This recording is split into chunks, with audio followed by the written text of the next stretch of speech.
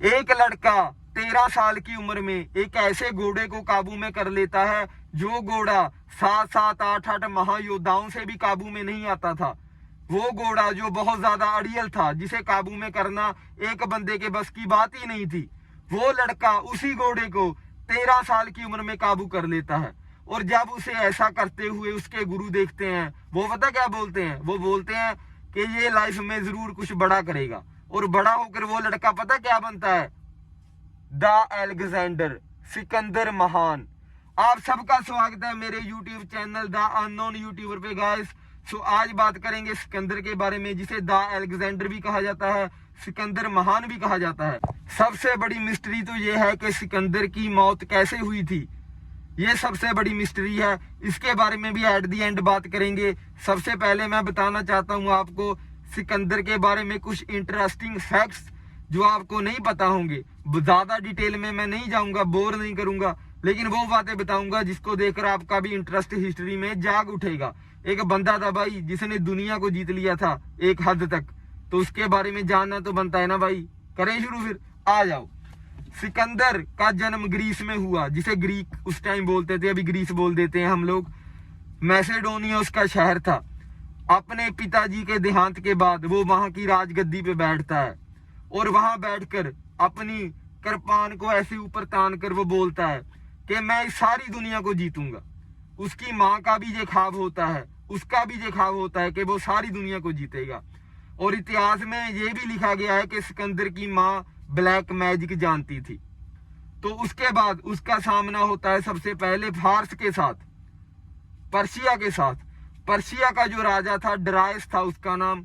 उस टाइम पे वो उसकी सेना बहुत बड़ी थी, लेंथ वाइज उसकी सेना में बहुत ज्यादा सिपाही थे। बहुत ज्यादा शक्तिशाली राजा था डिरायस, और दिमाग उसका लूंबड़ी जैसा चलाक था।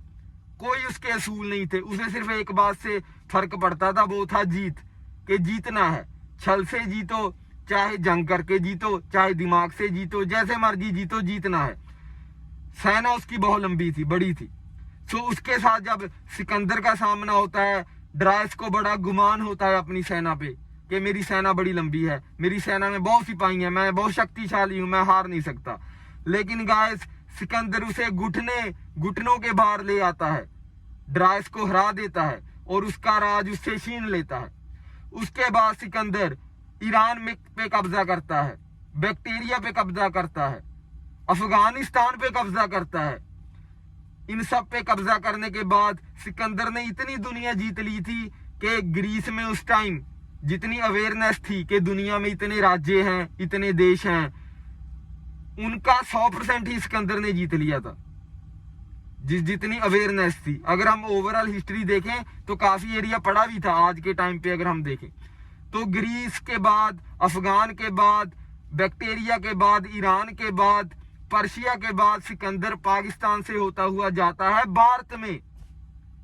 और जब वो भारत में एंटर करता है तो उसका सामना होता है चाणक्य से। चाणक्य के बारे में आप लोग जानते ही होंगे। तो उसे पता चलता है कि चाणक्य एक ऐसा ब्राह्मण है जो चाहता है कि भारत की जो अखंडता है वो कभी ना टूटे, वो भारत को कभी भी हिस्सों में बंटने नहीं देगा। तो जब उसका सिकंदर के साथ सामना होता है, सिकंदर उसे बंदी बना लेता है। बहुत इंटरेस्टिंग फैक्ट है गाइस, इसकी यहां से आपको पता चलेगा कि चाणक्य कितने बुद्धिमान थे। तो सिकंदर चाणक्य को बंदी बना लेता है, और सिकंदर बहुत ज्यादा, उसमें दया की भावना बड़ी कम थी, बहुत ज्यादा दर्दनाक मौत देता था वो अपने दुश्मन को। तो वो क्या करता है, उस टाइम पे एक बफेलो की शेप का, भैंस की शेप का एक लोहे का पिंजरा होता है, आप सांड की शेप का भी बोल सकते हैं उसे। तो उसके अंदर एक खिड़की होती थी, उसके अंदर ही वो इंसान को फेंक देते थे और नीचे से उसको आग लगती थी। मीन्स आदमी उस पिंजरे के, जो बफेलो के साइज का सांड के शेप का पिंजरा होता है ना, इंसान उसके अंदर ही चीख चीख कर मर जाता था और उसकी चीखें बाहर सुनती थी। ऐसी मौत सिकंदर ने अपने बहुत ज्यादा दुश्मनों को दी थी। इसका फायदा सिकंदर को ये होता था, जब वो ये करता था तो जब वो चीख बाहर आती थी उसके दुश्मन की, तो लोगों में खौफ पैदा हो जाता था। लोग सिकंदर के परछामे से भी घबराते थे, डरते थे। तो जब चाणक्य का उससे सामना हुआ, उसने सेम सेम चीज वो चाणक्य के साथ करनी चाहता था। जब सिकंदर का चाणक्य से सामना हुआ, वो चाहता था कि इसे भी ऐसी दर्दनाक मौत दूं मैं, वो जो सांड की शेप का लोहे का पिंजरा है उसमें इसे फेंकूं, नीचे से आग लगाऊं, जो इसकी चीखें हैं जो सारा भारत सुने और भारत को पता चल जाए कि सिकंदर ने जहां अपने कदम रख लिए हैं। तो जब ये काम होने लगता है तो चाणक्य उससे कहता है कि ठीक है, तू मुझे मारना चाहता है तो मार दे, लेकिन मेरी एक आखिरी इच्छा है वो पूरी कर दे। तो सिकंदर उससे पूछता है कि बताओ ब्राह्मण, तुम्हारी इस देश में, इस भारत में बड़ी इज्जत है, लोग तुम्हारी बड़ी इज्जत करते हैं, तो तुम्हारी आखिरी ख्वाहिश मैं भी ठुकरा नहीं सकता, मैं इसे पूरा जरूर करूंगा, बताओ क्या चाहिए। तो चाणक्य बोलता है कि मेरा जीवन इस देश में गुजरा है, इस देश की अखंडता के लिए मैंने बड़ी कुर्बानियां दी हैं, अपना सारा जीवन मैंने इसके लिए समर्पित किया है, तो मैं मरने से पहले चाहता हूं कि इस देश की मिट्टी में एक बार मैं अपने पूरे बदन को भिगो लूं, अपने पूरे बदन पे मैं अपने देश की मिट्टी लगा लेना चाहता हूं, ये मेरी ख्वाहिश है। तो सिकंदर सुनकर हंसने लग जाता है और बोलता है कि ठीक है, हम तुम्हारी ख्वाहिश पूरी करेंगे, और उसे वहां छोड़ दिया जाता है। तो वहां आले दाले नदी होती है, नदियों का पानी होता है, गिल्ली मिट्टी होती है वहां पे। तो चाणक्य अपने सारी बॉडी पे वो मिट्टी का जो सार होता है वो सारा लगा लेता है। तो उसके बाद में चाणक्य को उस बॉक्स के अंदर, वो उस लोहे के पिंजरे के अंदर फेंका जाता है, और उसके बाद नीचे से आग लगा दी जाती है। तो उसके बाद चाणक्य की आवाजें आनी शुरू हो जाती हैं। जब आग पकड़ती है असर, तो चाणक्य चिल्लाने लग जाता है। आवाजें सुनकर सिकंदर बड़ा खुश होता है। कुछ टाइम आवाजें आती रहती हैं, तो उसके थोड़ा टाइम बाद आवाजें आनी बंद हो जाती हैं। तो सिकंदर को लगता है कि नॉर्मली के मर गया होगा, जैसे पहले होता था कि अभी आवाजें आ रही हैं तो जिंदा है, अभी आवाजें बंद हैं तो मर गया होगा, निकाल लो। तो ऐसा जब वो देखता है तो वो ऑर्डर देता है कि निकालो इसे बाहर। तो जब उसे उस लोहे के पिंजरे से बाहर निकाला जाता है चाणक्य को, तो उसकी सांस या उसकी नब्ज चेक की जाती है, तो पता चलता है कि वो जिंदा नहीं है, वो मर चुका है। तो उसके बाद सिकंदर बड़ा ज्यादा खुश होता है अपने दुश्मन को मारकर, क्योंकि चाणक्य का भारतवर्ष में बहुत बड़ा नाम था उस टाइम। सिकंदर बड़ा खुश होता है और कहता है कि ये देखो तुम्हारा चाणक्य, मैंने इसे मार दिया। उसके बाद उसे वहां छोड़ के चला जाता है कि कुछ सिपाहियों की टुकड़ी उसको बोल देता है कि इसे ठिकाने लगा दो, इसे जला दो या जो भी करो, दफना दो, जो भी करो। तो खुद वो चला जाता है। लेकिन चाणक्य ही है। उसके बाद पता चलता है कि चाणक्य उसके साथियों की टुकड़ी को चकमा देकर निकल चुके हैं। मतलब चाणक्य अभी जिंदा है मेरे दोस्त। वो कैसे, चाणक्य बचे कैसे? तो यही बात आती है भाई चाणक्य के दिमाग की, उनकी बुद्धि की बात आती है यहाँ पे।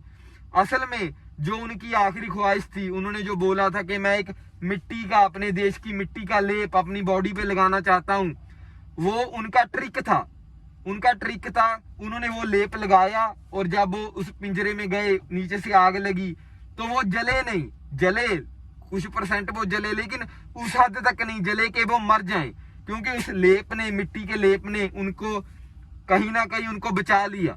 जैसे एक्शन का रिएक्शन होता है ना गाइस, अभी हम साइंस में पढ़ते हैं, तो उस मिट्टी के लेप ने उसकी चाणक्य की स्किन को आग के साथ कांटेक्ट में आने के लिए एक प्रोटेक्टर का काम किया, चाणक्य को बचा लिया। तो ये थी चाणक्य की बुद्धि। और उसके बाद जब उसे बाहर निकाला, उन्होंने चीखें भी इसलिए बंद की कि पहले मैं चीखें मारूंगा ताकि इसे लगे कि मैं जल रहा हूं, बाद में मैं अपनी आवाज बंद कर दूंगा थोड़े टाइम बाद कि इसे लगे कि चाणक्य मर चुके हैं। तो जब चाणक्य को बाहर निकाला, तो चाणक्य एक ऐसी विधि जानते थे, उनका अपनी बॉडी पे इतना कंट्रोल था कि वो अपनी सांस भी रोक सकते थे, पानी में भी, वैसे भी, और अपनी नब्ज भी थोड़ा टाइम के लिए वो कंट्रोल कर सकते थे। उनका अपनी बॉडी पे इतना निरंतर था, तो वो अपनी सांस रोक लेते हैं थोड़े टाइम के लिए। सिकंदर को लगता है कि वो मर चुके हैं, लेकिन वो मरे नहीं होते हैं। तो इसके बाद क्या होता है? इसके बाद गाइस बहुत सारे भारतवर्ष के ही राजा सिकंदर की ताकत के सामने अपने घुटने टेक देते हैं, डर जाते हैं वो उससे। सिकंदर एक चिट्ठी लिखता है तक्षशिला के राजा को कि भाई चिट्ठी में वो लिखता है कि भाई प्यार से अगर मानना है तो मान जा, वरना मैं आ रहा हूं, अभी तेरी गर्दन काटता हूं। तो राजा डर जाता है, पहले ही डर जाता है कि इस बंदे ने ईरान जीत लिया, बैक्टीरिया जीत लिया, फारस जीत लिया, पर्शिया जीता है, इतने बड़े राज्य जीत लिए, तो मेरे को तो ये मार देगा। तो वो सिकंदर का इतना खौफ होता है कि उसकी एक चिट्ठी पर ही राजा घुटने टेक देते थे। तो तक्षशिला का राजा भारत के साथ गद्दारी करता है और सिकंदर के साथ हाथ मिला लेता है और बोलता है कि भाई आपके साथ हूं, बस अपना चेला चूला बना लो ना भाई। तो ऐसा करता है वो। उसके बाद में क्या होता है, उसके बाद में जब सिकंदर तक्षशिला को भी जीत लेता है, उसके बाद में जब वो जाता है भारत के अगले हिस्से में जहां आज गाइस पंजाब है, पंजाब की धरती है, तो उसे वहां उसका सामना होता है एक राजा के साथ, जिस राजा की हाइट थी 7 फीट। बहुत ज्यादा शक्तिशाली राजा थे जिनकी बाजू में बड़ा दम था, उनका नाम था पोरस।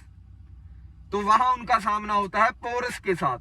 पोरस को भी वो सेम वैसे ही करता है, एक चिट्ठी लिखता है कि भाई पोरस मान जाओ वरना तुम्हारा गला काट दूंगा, मैंने दुनिया जीत ली है, तुमको भी नहीं छोड़ूंगा।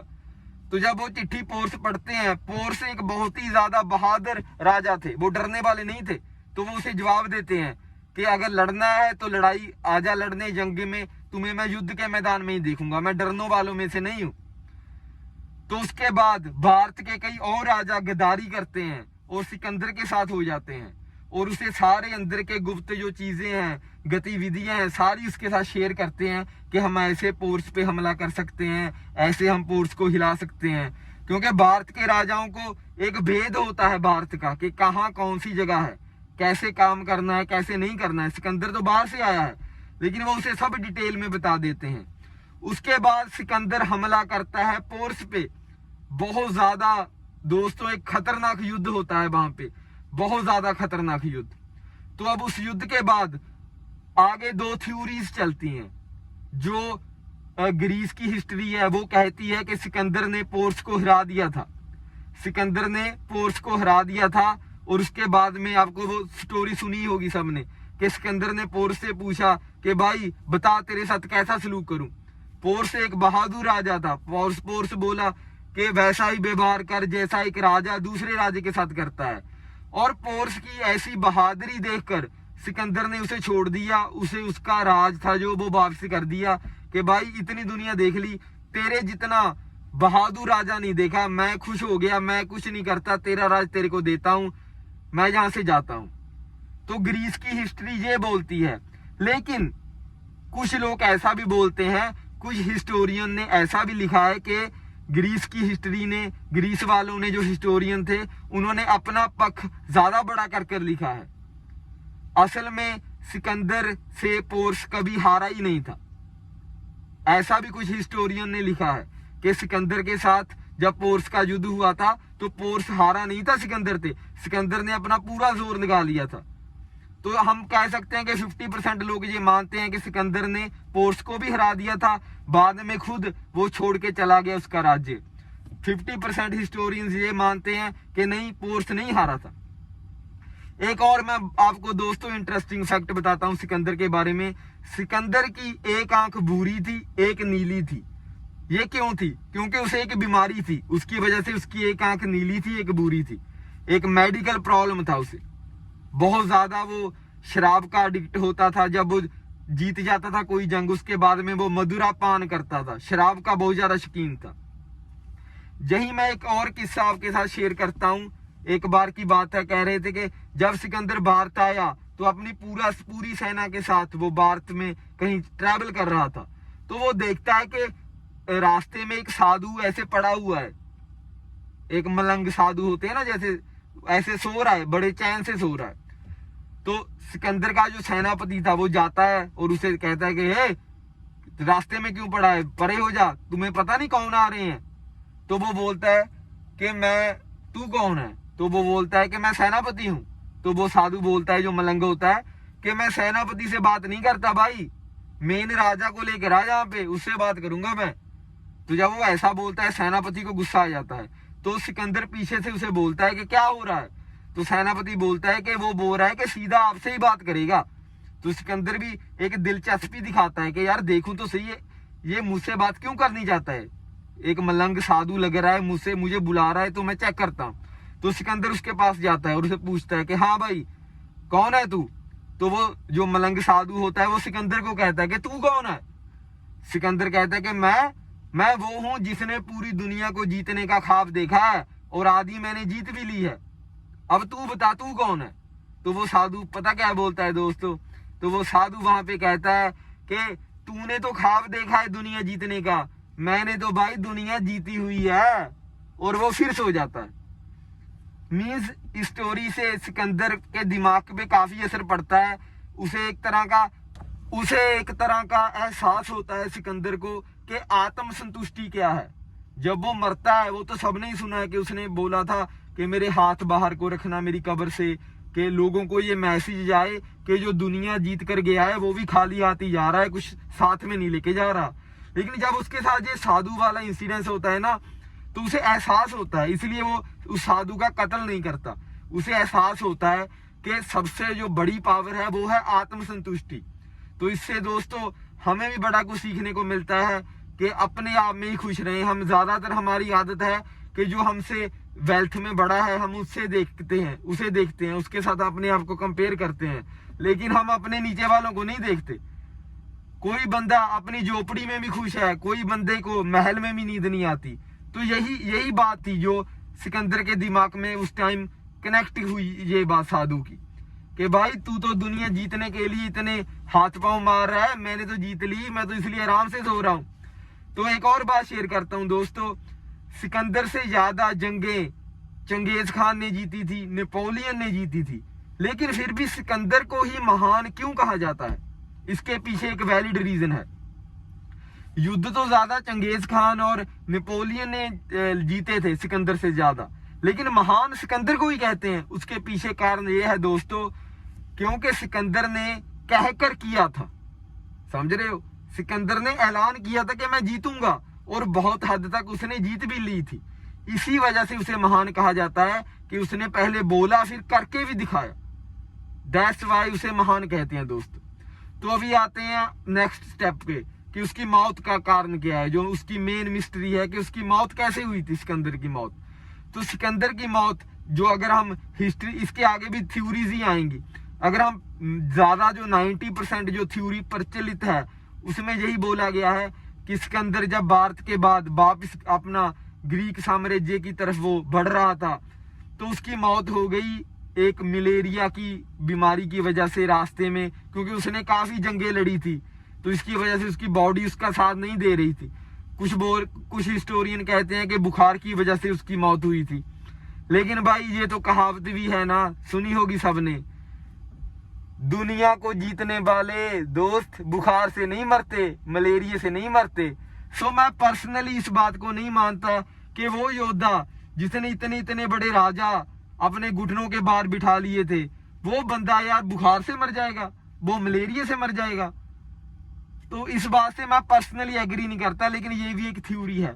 सेकंड थ्योरी ये है, बहुत लोग ऐसा बोलते हैं कि सिकंदर की सेना में ही कुछ ऐसे सिपाही थे जो बहुत ज्यादा जेलस कर रहे थे सिकंदर से। वो ग्रीस में अपना साम्राज्य स्थापित करना चाहते थे, वो सिकंदर की जगह लेना चाहते थे, क्योंकि उस टाइम भारत के पास पैसे की कमी नहीं थी, सोने की चिड़िया बोला जाता था भारत को, हीरे मोती बड़ा कुछ था, सोना बहुत था भारत के पास। सो वो चाहते थे कि सिकंदर को रास्ते से हटा दें और भारत पे हमला करें और बड़ा सोना हम लूट लें। और ऐसा हुआ भी। सिकंदर के मरने के बाद बहुत ऐसे सिपाही थे जिन्होंने अशोक के टाइम पे बाद में भारत पे हमला किया, ऐसे बड़े यूनानी थे जिन्होंने ये काम किया। तो एक थ्योरी ये है कि सिकंदर के सेना में ही कुछ साथियों ने उसके साथ गद्दारी की, जो वो शरबत या मदुरा पान करता था उसमें कुछ ऐसी चीजों का मिश्रण किया जिसकी वजह से उसे जहर दिया गया, जिसकी वजह से उसकी डेथ हो गई।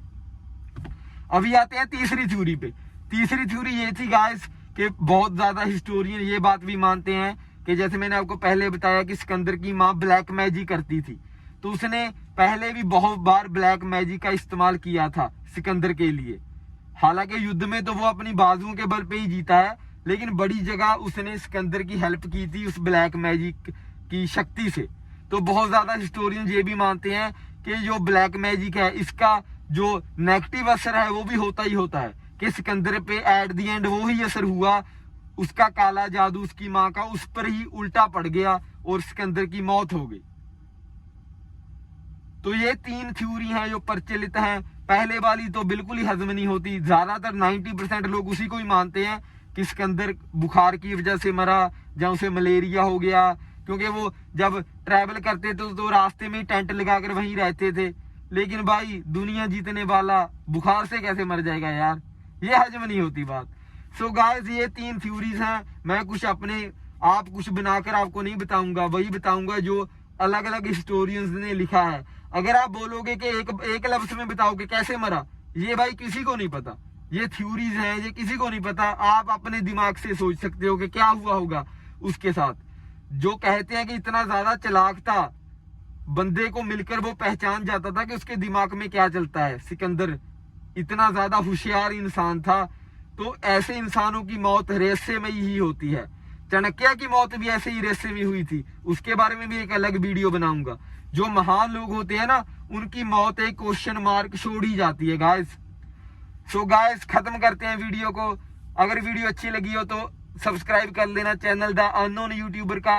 और अगर आपको सिकंदर की स्टोरी सुन के उसमें काफी रुचि जागी है तो डिस्क्रिप्शन में एक वीडियो का मैं लिंक दूंगा, उस लिंक को ओपन करो। वहां से आप एक शो देखने को मिलेगा, एक शो के बारे में आपको पता चलेगा जो यूट्यूब पे है, जिसे आप फ्री में देख सकते हो।